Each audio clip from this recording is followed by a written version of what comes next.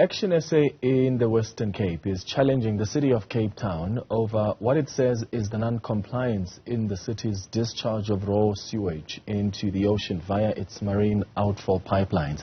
ActionSA has laid criminal charges against the city, saying it has uncovered that the city has failed to comply with the permit requirement. The party says the discharge of those, in fact, has an impact on the environment and also on marine life. Let's now bring in the ActionSA Western Cape provincial chairperson now, Michelle Wasserman, who joins us now via Zoom.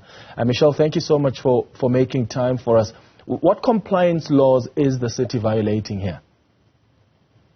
Thanks for having me on your show. There are actually two laws, but the one we're specifically interested in at the moment is Section 79 of the Integrated Coastal Management Act.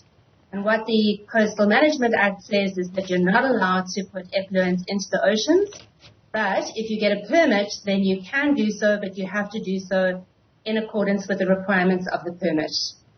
There's also laws under a piece of legislation called NEMPA, which says that you can't discharge effluent into a marine protected area, and that's a separate permit that the city also doesn't have. Mm-hmm. What provisions are outlined in the permit? You know, what's the threshold for the quality and the quantity? So the permits, there are three different permits. The one we're particularly looking at is the Heart Bay permit. It was issued in 2019, and what it says is that the city was allowed to pump 5,000 cubic meters of effluent into the ocean every day, and that's 5 million liters. They said that you're not allowed to exceed that amount, and you're also not allowed to exceed certain constituents. So there's certain things in the effluent itself that you're not allowed to exceed. You've got to monitor. So those are things like total suspended solids, nitrogen, arsenic, cyanide, mercury. And it said you've got to monitor that. And if you do exceed it for any reason, then you have to report on it to the department.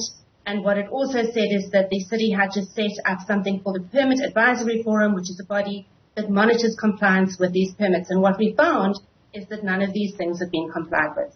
Okay. What are the consequences then for not just public health, but the environment as well, of the city's discharge of this raw sewage into the oceans? What's particularly concerning about these particular marine outfalls, the Camps Bay, Heart Bay and Greenpoint, is that they discharge into a marine protected area. So although you get marine outfalls all over the country and in fact all over the world, these are particularly problematic because they go into an area that has been declared as being protected because they've got threatened and endangered species in them. So the consequences for marine life is absolutely dire. Not only that, the effluent doesn't just stay in one place, obviously. It moves with the tides and the winds. So it's got a direct impact on public health. And one has, anecdotal stories about people getting absolutely terribly ill when they have paddled in those areas. And of course, as we've seen from the situation in Durban, is that it also has a huge impact on our tourism economy. Why have you decided to lay the criminal charges? What recourse are you seeking? So there are two outcomes from the criminal charges. The one is a fine and the other one is community service. And what one really wants actually is accountability. It's about saying to the city of Cape Town that you applied for a permit, you got a permit, it had requirements. If you don't meet those requirements, there are serious consequences. You haven't met those requirements, we're holding you to account. And we're demanding better service and a caring government that actually does what it's supposed to do. Yeah. So that is really the outcome that we're looking for. Do you think that's the best way to address this issue? In other words, what other avenues are you considering to hold the city accountable for this? Well, we've also appealed against the issuing of the permits in its current form. The permits were issued, there also the other ones for Camps Bay and Greenpoint that were issued at the beginning of the year.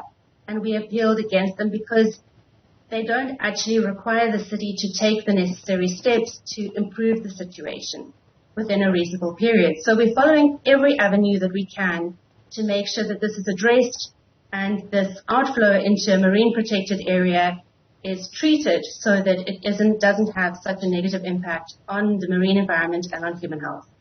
All right. Michelle Wasserman, ActionSA Western Cape provincial chairperson, thanks for making time for us.